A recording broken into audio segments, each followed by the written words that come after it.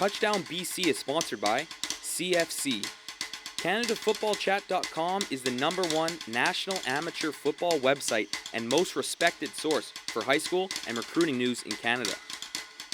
Visit CanadaFootballChat.com for team and player rankings, commitment news, prospect videos, previews and predictions, and much more. TDBC is also sponsored by Chris Pichette. Veteran trial lawyer and football coach is now restricting his law practice to motor vehicle personal injury claims. Call his office at 604-519-6060 for a free consultation.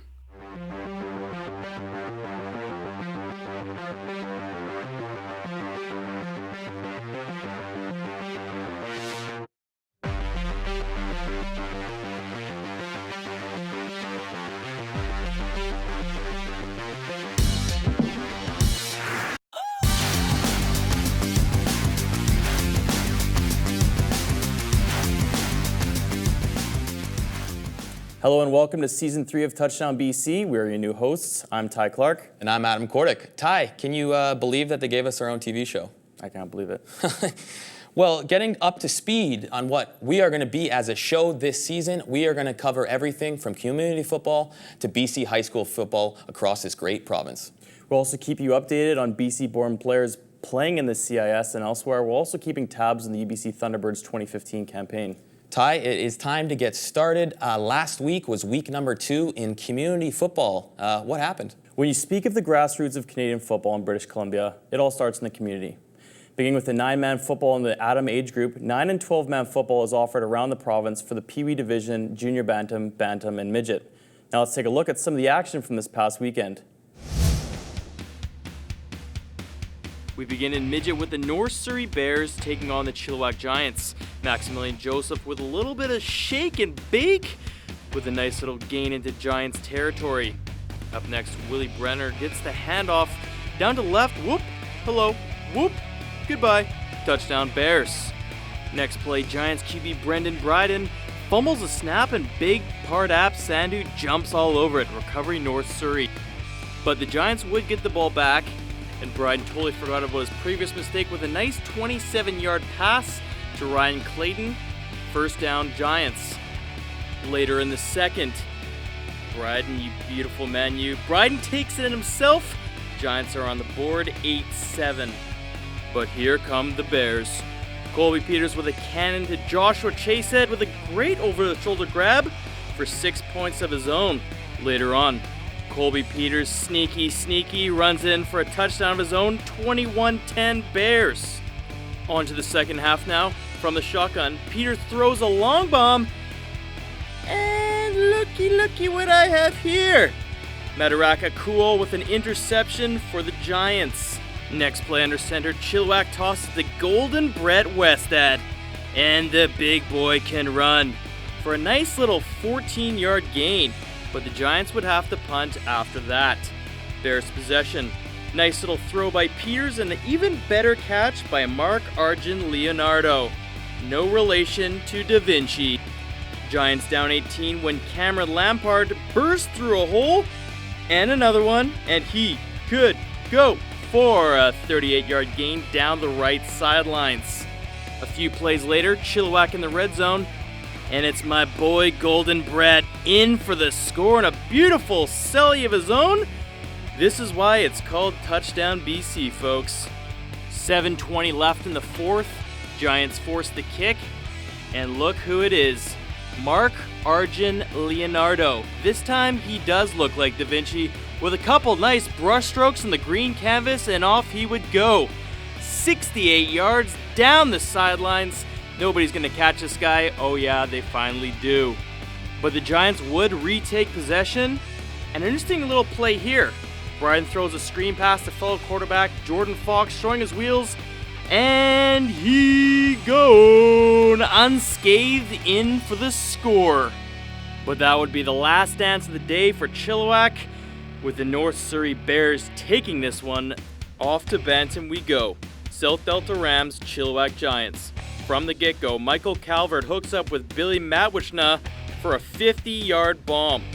Later in the first, Giants forced to punt, and guess who's in the backfield? Matt Wichna again is all over it. The big man waltzes in for another score, this time untouched. Rams up 14-0. After that, the Giants look to capitalize on the Rams' fumble, but look at the front lines, part like the Red Sea, and Calvert makes everyone else look like they're running in slow motion.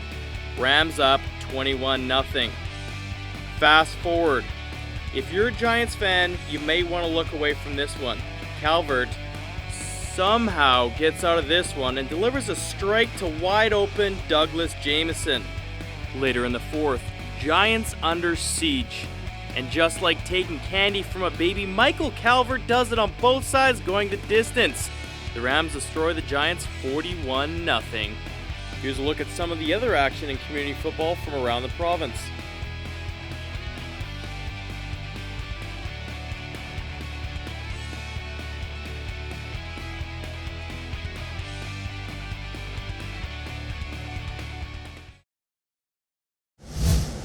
Registration in flag football is up 400% across the province over the last 5 years. Shaw TV's Go Vancouver put this feature together on the growth of the game.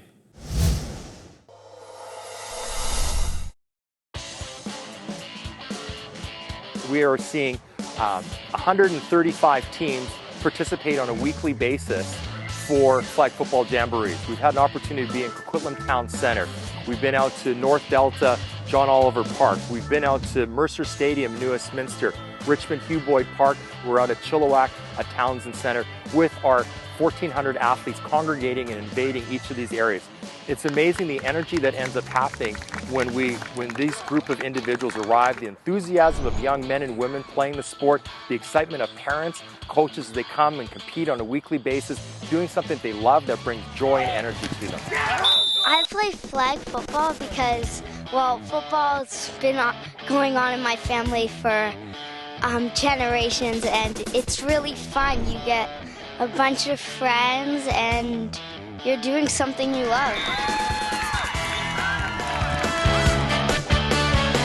Today, we're going to see 14 teams at the under-19 age division. 140 athletes compete here at Burnaby Lakes. One of my tackle coaches from the season came up to me and decided to ask if I would like to play some spring flag football, and I said, why not?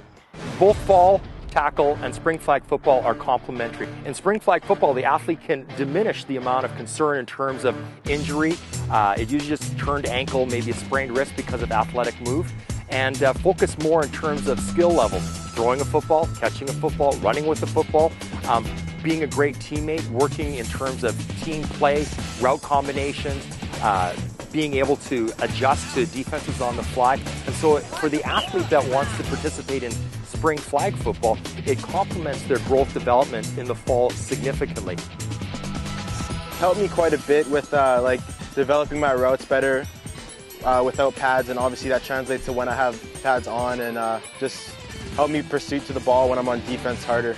The primary difference, of course, in flag is that it's non-contact. It's a very fast game. 5-a-side, so you have 5 athletes on the field at one time.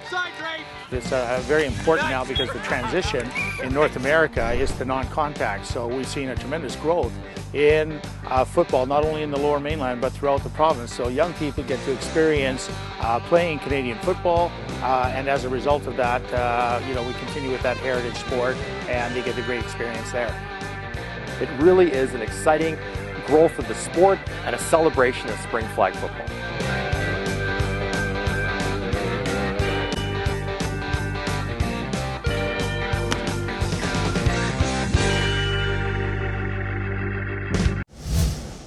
For me, there are only 2 seasons, not 4, football season and waiting for football season. Well, that wait is over. BC high school football is back, and over the past weekend, we saw many teams start their seasons off with cross-conference exhibition play. Carson Graham taking on Handsworth. Eagles get on the board first. Tyler Nylander throws it up to James Jamel, and with 2 Royals covering him, makes the catch for the TD. Second quarter, Handsworth would tie it up with a great TD throw by Sam Thole. Later in the quarter, Nylander dumps it off to Flynn his, and he does the rest, taking it past midfield for a huge gain.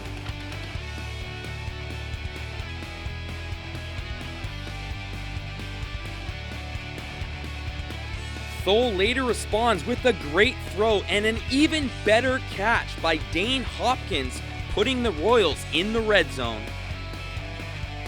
3 plays later, Thole will find his running back Leon Kyoto out of the backfield, and he scores, putting Handsworth up 14-7 late in the second quarter.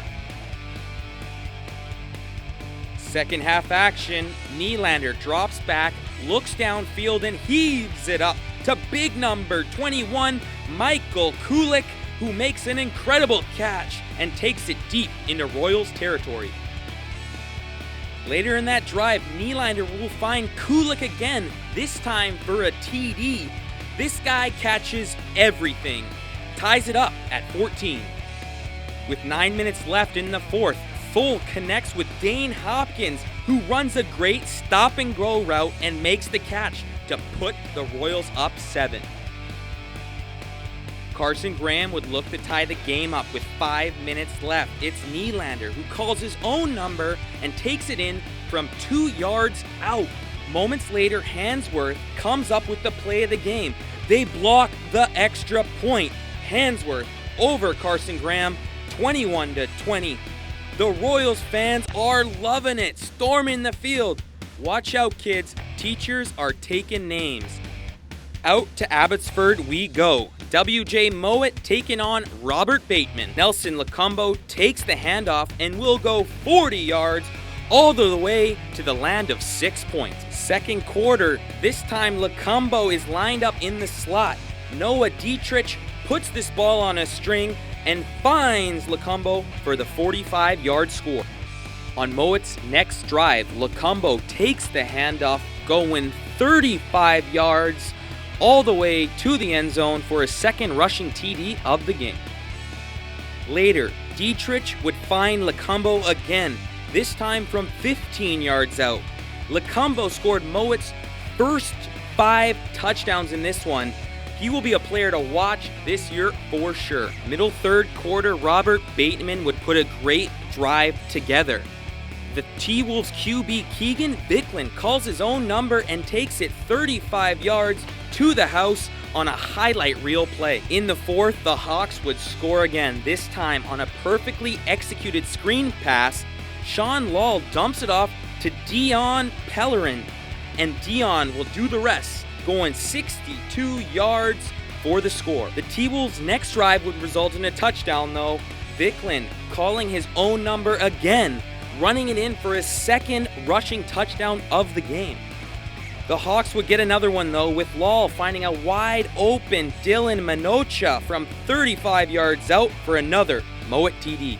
On the T-Wolves' final drive, running back Anthony Bodger takes the handoff up the middle, breaks some tackles, and scores. WJ Mowat would win this one though, 44-19.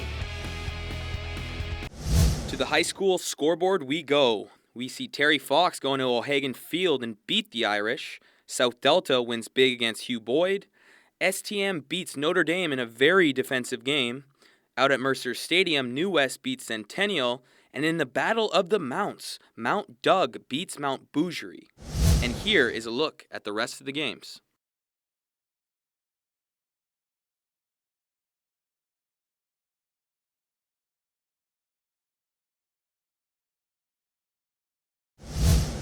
TDBC's High School Player of the Week goes to WJ Mowat's Nelson Lacombo, who had a monster game with 188 yards from the line of scrimmage and 5 touchdowns. Now we look at Touchdown BC's top 5 high school rankings. The reigning champ South Delta at the number 1 spot, followed by the runners-up from last year, Mount Doug. Third spot goes to Terry Fox, and closing out the top 5, we have WJ Mowat and St. Thomas More. Joining me now is longtime coach and technical director of Football BC, Mr. Dino Jeremia. Nice to see you, Dino. Nice to see you. Let's start talking off about AAA Varsity League. Looks like it's going to be a great season this year. Who are some of the teams that we got to keep an eye out for? Well, for sure, South Delta, the defending champs. I think they're strong. They've got a lot of their players back. They were even quite a few grade 11s on that team last year that won the championship. And so they're going to be the team to beat. Mount Doug, again, looks solid. They've really got that winning tradition over the last 5-6 years now. So again, they've done a lot of winning, so it's in their culture. Terry Fox, the same names keep popping up, so Terry Fox again will be tough. And then the other ones trying to get up there, I think St. Thomas More, Vancouver College, Notre Dame. But the top three, I think right now would be South Delta, Mount Doug, and Terry Fox. You mentioned Mount Doug. They've won the last 3 out of the 4 provincial titles. Yep. They're going for 5 appearances in the last 5 years. Where do they rank amongst all-time great programs in provincial ball, going up maybe against the Richmond teams in the 90s or the Notre Dame teams in the 70s? Yeah, I think they're Mark Townsend there has done a great job, especially over the last 4 years with the type of team that they've put together. They're very versatile. They're strong on defense. The program as a whole, like I just mentioned, has a culture now, and that culture of winning. So they are starting to win games that maybe they shouldn't. And it's just because of that winning tradition. And I would rank them right up there with some of the Notre Dame teams and some of the Vancouver College teams that were really tough. So Richmond High, they're certainly, if you want to call it, a dynasty. And let's switch gears, talk a little AA. Barnsby won the last 2 titles. What are some other teams that maybe can make a push for? John Barsby is a tough team, and they play a tough style. So they continuously do very well at AA. Mission is a team that they seem to have an ongoing battle with Barsby. So they each year they play in the playoffs or they play in the finals. That's a rivalry that I would look for in AA. On the island, I think Bolinas has some young players, but I think they're going to be tough. And you watch closely that island battle between Barsby and Bolinas, and those are really the teams to watch for in AA. Well, and then talking about AA too, and the players in AA, Abbotsford wide receiver Chase Claypool just committed to Notre Dame. Yeah. Are there any players you see in AAA or AA maybe on that same level that are looking for a trip down to the States next year?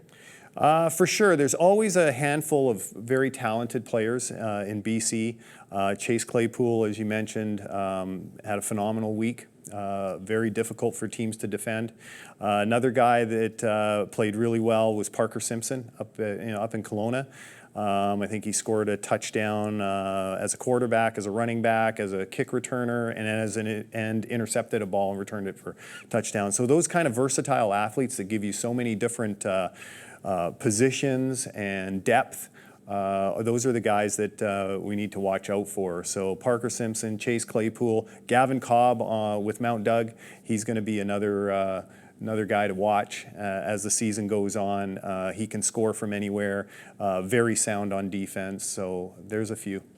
Oh, perfect. And one last thing, what's your game of the week this week in the AAA level? What game is enticing you the most to go and check out? I think that Vancouver College St. Thomas More game is really key because, as we mentioned, they keep being mentioned in that top group. So this may separate one of them. I think St. Thomas More played a tough game, a physical game with Notre Dame last week. Vancouver College, tough game with Terry Fox. And this one will, between St. Thomas More and Vancouver College, we're going to see who's going to step up and who maybe have the next rights in that top 5. Thanks, Coach. And that is your BC High School Football Report. When we come back, we have our UBC report on Touchdown BC. Crown Produce secures produce locally and from around the world for Canadian retailers. Crown Produce is also proud to secure sponsorship of university football on Shaw. Crown Produce, supporting Canadian retailers and Canadian amateur football. Welcome back to Touchdown BC. And Ty, there was a massive game up on the hill at UBC this past weekend. Yeah, my alma mater really dressed to impress in their home opener. It was nice to see so many fans come out. Well, after getting crushed in Calgary last week, how did they rebound? Well, they rebounded quite nicely, actually. It was the homecoming UBC dreamed of. Quarterback Michael O'Connor impressed in his first home start for the Birds, throwing for over 300 yards and a touchdown. Since his departure from Penn State last season, the Thunderbirds believe O'Connor is the man to fill the void at the quarterback position ever since Billy Green's tenure with the team came to an end a couple seasons ago. Rams, Thunderbirds, homecoming at Thunderbird, and a great crowd came out for this one. First quarter, T-Birds' Alex Morrison hauls in his second TD to make it 14-1 UBC. Second half, Rams down by 23. Tyler Vieira goes deep for Mitch Thompson, not once, but twice. Thompson's two majors cut the T-Birds' lead to one score. Shift to the fourth, Rams down 7. Vieira looks end zone, but Taylor Loeffler picks him. That sealed the deal for the T-Birds. They take it by 7. UBC got its biggest home crowd in close to 25 years, with an attendance number that's up for debate. With the victory, the Thunderbirds are now 1-1 in the season, with their next game taking place this weekend against the Manitoba Bisons. Manitoba's coming off a loss against Calgary, whom the Thunderbirds lost to in week 1 as well, but this will be the Bisons' homecoming, so expect some fireworks. Welcome to the DBC Report. Joining me in studio is Jim Mullen, the voice of Canada West football on Shaw and Global TV. Now, Jim, you were at the game on the weekend. There's reportedly 6,950 fans. Is there really that much hype to this year's team? Reportedly. I think there were many more fans at that game, actually. I don't think they did a great job on the crowd count. We went through some photos afterwards and tried to map things out. We in the press box, there were 3 of us there. We felt that there was probably 9,500 or more at that game. I think there's been a lot of hype for the UBC Thunderbirds throughout the course of the offseason. Obviously, bringing Michael O'Connor in was the tip of that iceberg. The BC Lions are pretty quiet during the course of the offseason. You could make an argument that the Thunderbirds got about as much news generated in those long winter months as the BC Lions did. So, yeah, it translated to something, but full marks to the folks out at UBC Athletics who made the decision to put some muscle into their marketing. They had a giant poster on campus that everybody could see. They did a great job in terms of selling it through the internet. They're plastered with Facebook ads. I'm not sure as a grad if you got a Facebook ad or not, but it just kept popping up on my news feed. They really did a great job of getting the message out there, and it translates into people at the game. I just hope that the athletics department follows up on this so they can have a success on the heels of another success. I know last year they had 4,700 out for homecoming. They followed it up with a crowd of 800. Hopefully there's 3,000, 3,300 at the game, so we've got a full set of grandstands to work with at the next game. And speaking of Michael O'Connor, O'Connor finished the day with 303 yards in the air, 92 on the ground with 1 touchdown his first start at Thunderbird Stadium. Did he look comfortable out there with the new offense? Not necessarily, not at times. He's basically a 50% passer in an era where about 60 to 62% is considered successful. I think there were times where he struggled in terms of him being a quarterback that doesn't like to get hit. And he was getting hit on the release. He doesn't have much of a running game to complement him right now. The Thunderbirds, if you deconstruct things, in some ways are 4 deep at running back. They're using Marcus Davis there. I think he's kind of a wasted talent in that position, but they really don't have many other options right now. So I think in terms of mechanics and in terms of Michael O'Connor being a pure passer and the placement of his throws, outstanding for a freshman, even though he's a redshirt freshman. But I think it's still going to take some time for him to get a little more comfortable at pivot, especially considering his receivers are dropping a few here or there. Mm-hmm. And now on the other side of the ball, Taylor Loeffler finished the game with 8.5 tackles and a crucial interception late in the game. What kind of impact has he had on the Thunderbirds' defense? I think with the years that he had at Boise State, I think he can help bring in a leadership role. That's not to say that there weren't leaders there previously with the UBC Thunderbirds on the defensive side of the ball. He's a ball hawk from that safety position. But, a cautionary tale here. If you've got a safety leading your team in tackles, it means that sometimes there's a lot of passes getting completed and the running game's getting into that second level. So while it's great that he had 8.5 tackles, you really hope to see that out of your linebackers or out of your front seven. That's your UBC report, and next week with head coach Blake Nill. All throughout CIS football, we see an abundance of talented players born and raised right here in BC. Each week, we want to keep everyone updated on those BC boys who are making a difference for their respective schools. This past week in the CIS, we saw many local players have impact performances on both sides of the ball. Vancouver College graduate Rashawn Simonize had a huge game, getting 13 receptions, 170 yards, and 1 TD. Tweedsmuir alum and Manitoba Bison's running back Jamal Lyles had 82 yards rushing on 11 carries. He also took the opening kickoff 107 yards to the house for a TD. Now here is a look at some other BC players that had great games in the CIS this past weekend.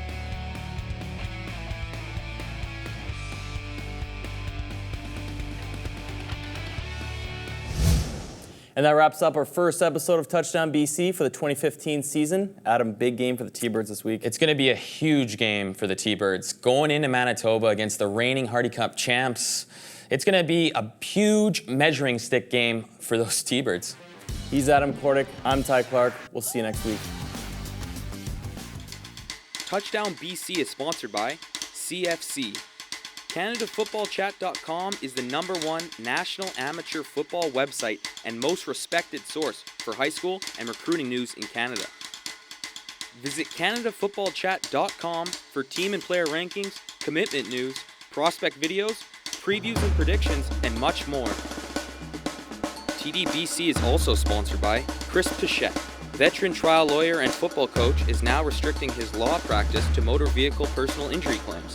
Call his office at 604-519-6060 for a free consultation.